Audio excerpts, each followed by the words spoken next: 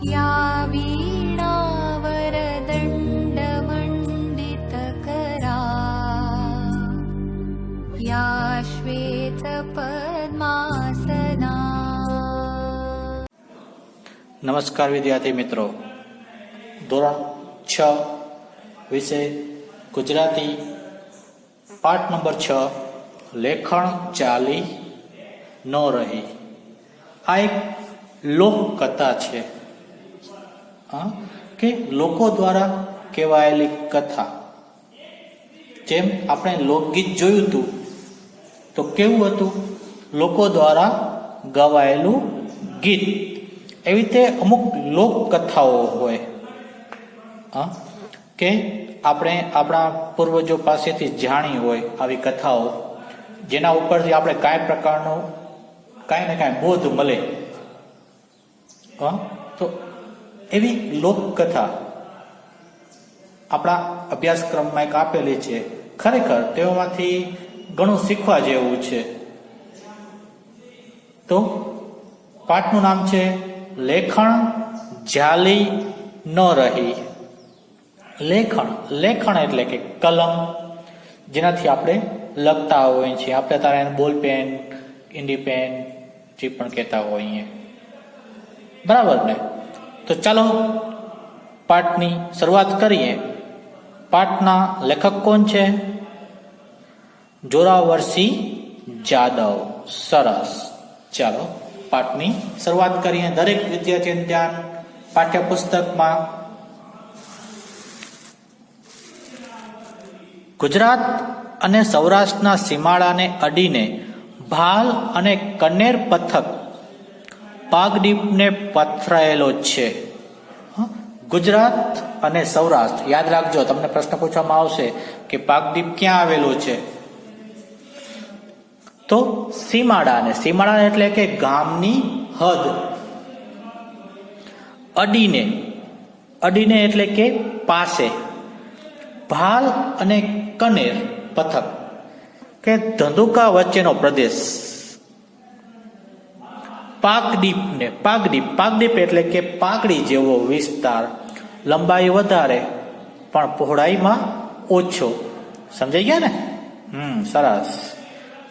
કુદરતની અમી દ્રષ્ટિ, અમી એટલે કે મહેરબાની, મીઠી નજર, અમી દ્રષ્ટિ ઓછી હોવાને કારણે એના માટે આદિકાળથી એટલે કે જૂના સમયથી એક કહેવત કહેવામાં આવતી।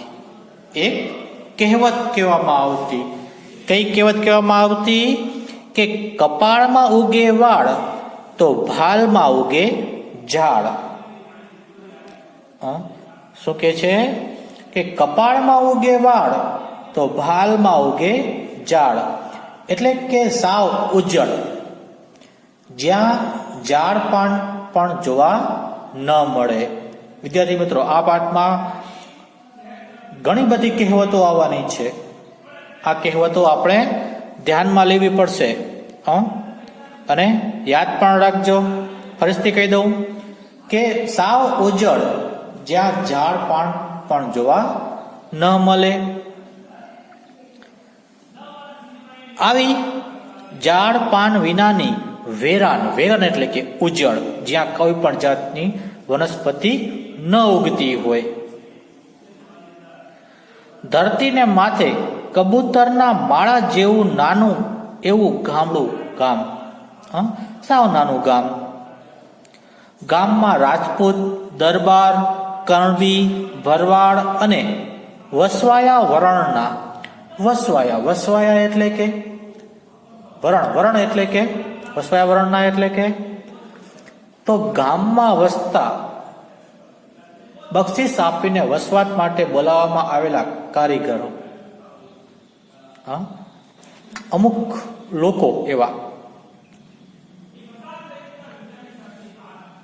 501 ખોરડા એટલે કે માટીની ભીત અને છાપરા વાળું નાનું ઘર। આપણે આગલા ચોથા પાઠમાં આના વિશે ખોરડું શબ્દ આવ્યું હતું, યાદ હોય તો રવિશંકર મહારાજ પાઠ ભણતા હતા તેમાં આવ્યું હતું ને ખોરડું શબ્દ. બે એક ખોરડા વાણિયા અને બ્રાહ્મણના. હા, વધુ પડતા કોણ લેતા હતા? તો વસવયા વર્ણના લોકો રહેતા હતા આદિકાળથી. પણ એમાં પણ બે ખોરડા કે બે મકાન, નાના ઘર કેવા હતા? તો બે વાણિયાના હતા ને બ્રાહ્મણના હતા.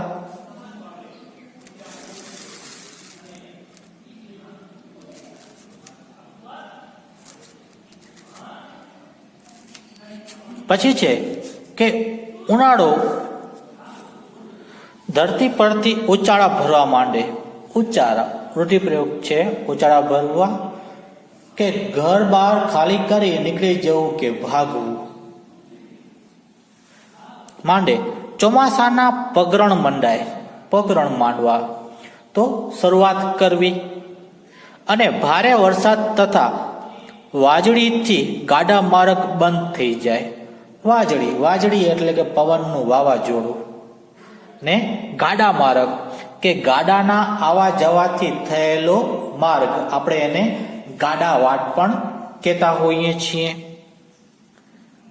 મૌર્ય, મૌર્ય, મૌર્ય એટલે કે પહેલા.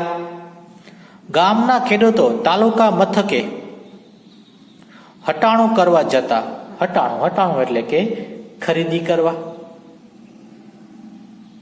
અને 3-4 મહિને ચાલે એટલી જીવન જરૂરિયાત ખેતીની અને ઘર વપરાશની સટરપટર, સટરપટર, સટરપટર એટલે કે પરચુરણ ની ચીજ જણસોની ખરીદી કરી ઘરમાં સંગ્રહ રાખતા. ચીજ જણસો એટલે કે ચીજ વસ્તુ. મહેનત મજૂરી કરી બે પાંદડે થયા. બે પાંદડે એટલે કે સુખી સંપન્ન થવું. થયેલા કહળસંગ ગાડું જોડીને ધંધુકે હટાણું કરવા ગયા. હટાણું આપણે શબ્દ હમણાં જ જોયું. શું થાય? ખરીદી કરવા. સરસ. સુલેમાન ગાચીની ધાણીએથી. ધાણી, ધાણી એટલે કે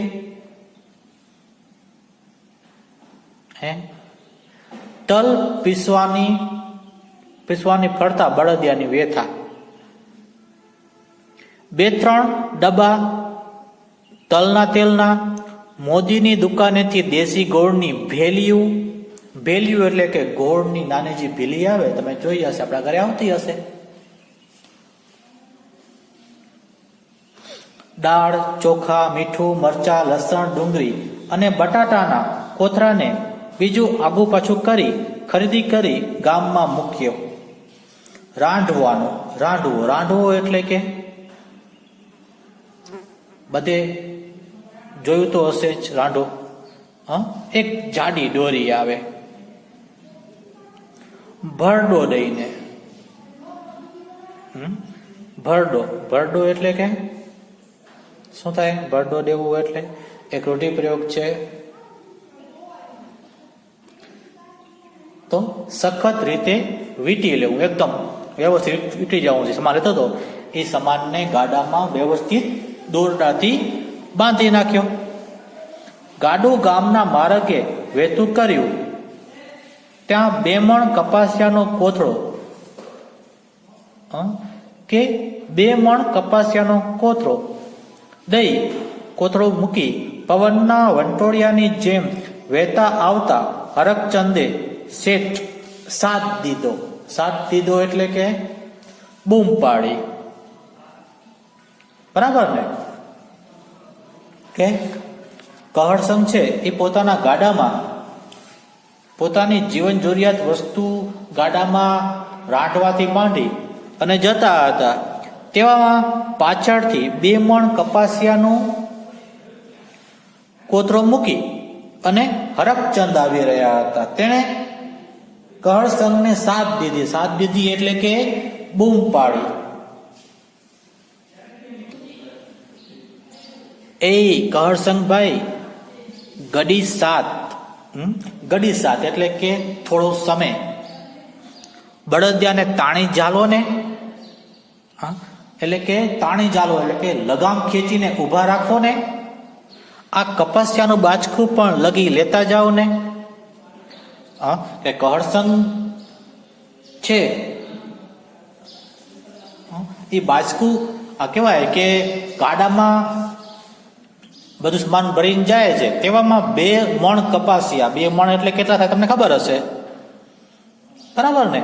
તો એ પોતાનો કપાસનો કોતરો લઈ અને જતા હતા, બાજકો લઈને જતા હતા, તેવામાં હરકચંદે પાછળથી રાડ નાખી છે કહળસંગને. હરકચંદ શેઠ બળદિયાની ગજા ઉપરાંતનો ભાર આજ ગાડામાં ભર્યો છે. ગજા એટલે કે હિંમત, તાકાત, કે ગાડું છે એ જેટલું ખેંચાતું હોય ને તેનાથી વધારે મેં સમાન છે એ આમાં નાખ્યો છે. એમાં તમારો કપાસિયાનો કોતરો ક્યાંથી હાલશે? ભાઈ સાહેબ એટલે કે ભાઈ સાહેબ, અહીં સંબોધન કરે ને એકબીજાને, ભાઈ છો, કેમ છો ભાઈ, ને એવી રીતે. કપાસિયા ભરે કોઠી થોડી ફાટી જાય. શું કહે છે કે કપાસિયાનું ભરશો તો કોઠી એટલે કે અનાજ ભરવા માટેનું સાધન. તો કપાસનું વજન કેટલું લાગશે તમને? રાખો ને થોડીક વાર, ભલા થઈને આટલું બાજકું લેતા જાઓ ને. બાજકું એટલે કે નાની પોટલી, આપણે એને ઘાસેડી કહીએ. શેઠ હરકચંદ શેઠ ગામમાં હાટડી માંડીને બેઠા છો. હાટડી એટલે કે શું થાય? હાટડી એટલે કે જલ્દી, નાની દુકાન. હાટડી વાળીને બેઠા છો તો માલ સામાન લઈ જાઓ. આગું ગાડું ભાડે કરી લેતા હો તો નણી વાણિયા વિધિ જ વાપરો છો. વાણિયા વિધિ એટલે કે રૂઢિપ્રયોગ છે. વાણિયા વિધિ શું થશે એનો અર્થ? સમય પારખીને કામ કરવું, આડું અવળું સમજાવીને કામ સાંધી લેવું. અમુક લોકો છે એ હંમેશા બીજાને જ કામ ચિંતા હોય, તેનો અર્થ થાય છે વાણિયા વિધિ વાપરવી. ભઈલા આજ તો હાટની ખરીદી કાંઈ ન હોત. વેદના પડીકા લેવા આવ્યો હતો, પણ થયું કે ઘેર ગાય વિયાય છે એટલે કે બચ્ચાને જન્મ આપશે હવે ને. અહીં સુધી આવવાનો છું તો લાવ ને કપાસિયાનું બાજકું નાખતો જાઉં. ગાડાવાળા કોઈને કોઈ હરિનો લાલ મળી રહેશે. હરિલાલ એટલે કે રૂઢિપ્રયોગ છે કે ભગવાનની કૃપા ધરાવનાર માણસ કે કોઈ મદદગાર. જો તમે રસ્તામાં ઘણી વાર આપણે જતા હોય ને, તો આપણે વાહનથી જતા હોય તો ઘણા લોકો રસ્તામાં ઊભા હોય, આપણા કારણે મદદ માંગે, ભાઈ મને અહીંયા સુધી મૂકી દો ને, મને અહીંયા સુધી મૂકી દો ને. તો એ શું કરતા હોય? એ પણ આ હરકચંદની જેમ હરિને લાલ જ ગોતતા હોય. શેઠિયા તમે નેવાના પાણીએ હાથ ધોવો જ છો. નેવાના પાણીએ હાથ ધોવું એટલે કે કોઈની ઉદારતા નો દુરુપયોગ કરવો. કાયમ મફતિયું કોણ લઈ જાય? કોકદી નાણાં ભેડ હોય ને ઉછીનું ઉધાર લેવા આવીએ ત્યારે તો હાટડીએ હેઠા ઉતારી દો છો. કે ક્યારેક પણ પૈસાની કમી હોય, શું છે? નાણાં ભીંડ એટલે કે પૈસાની કમી હોય અને તમારા કને કોઈક લેવા આવે તો તમે હાટડીએથી હેઠા ઉતારી દો. હેઠા એટલે કે નીચા ઉતારી દો છો. એ સાંભળે છે, ઓલ્યું કહે છે. ઓલ્યું એટલે કે પેલું, કે આપણે વેત નમીએ તો કોઈક હાથ નમે. સમજ્યા? શું કહે છે કે કોઈકને આપણે મદદ કરશું ને તો કોઈક આપણી મદદ કરવા તૈયાર થશે, પણ આપણે મદદ નહીં કરીએ, બીજા પાસે મદદની આશા નહીં રાખી શકીએ. કહળસંગે ઉધાર તો આખી હાટડી દઈ દેવી, પણ વખતસર ચોપડા ચોખ્ખા કરવા જોઈએ ને. કે શું કે છે? ચોપડા ચોખ્ખા કરવા એક રૂઢિપ્રયોગ છે. હિસાબ કરવો. 3 વરહ લગી, વરહ એટલે કે વરસ, નાણાં ભરો નહીં ને ઉઘરાણી કરીએ ત્યારે આખો કાઢો. આંખો કાઢો, આંખો કાઢવી એટલે ધમકી આપી ડરાવવું. એમ હાલતું હશે, હાલતું. શું થાય હાલતું હશે એટલે કે ચાલતું હશે એવી રીતે. અમારે આગળ પેટ છે. આગળ પેટ એટલે કે ખોરાકની આવશ્યકતા, ખોરાક અમને પણ પૈસા કમાવા પડે ને. આ સાંભળીને કહળસંગે મનમાં ગાંઠ વાળી લીધી. મનમાં ગાંઠ વાળવી, નિશ્ચય કરવો, નક્કી કરવું. વાણિયો આજ માન ગાય ચડ્યો છે. ગાય ચડવું, ગાય ચડવું એટલે કે લાગમાં આવવું.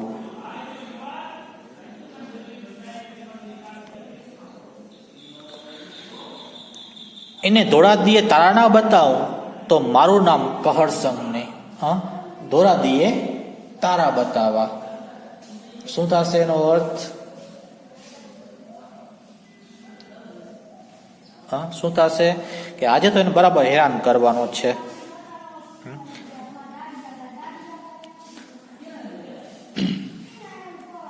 પછી છે ગાડા ઢોકળો આવીને. ઢોકળો એટલે કે નજીક. હરકચંદ વાણિયા ગાડામાં કોથળો નાખવા જતા હતા ત્યાં તો બળદોને ડચકારો કરીને. ડચકારો એટલે કે શું થાય? ડચકારો કરવો એટલે કે ઉશ્કેરવું, બળદોને ઉશ્કેરવા. કહળસંગને ગાડું હાકી મૂક્યું. મૌર્ય આપણે પેલા જોયું હતું. પહેલા ગાડુની વાહે, વાહે એટલે કે પાછળ. હરકચંદ શેઠ બજાર સોસરવા.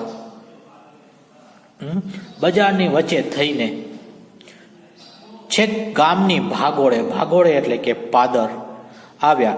શેઠીએ રાડ્યા પાડી, એ કહળસંગ ભાઈ ઘડીક વાર બળદોને તાણી ચાલો ને, માથે 2 મણ ભાર છે એ તો જુઓ.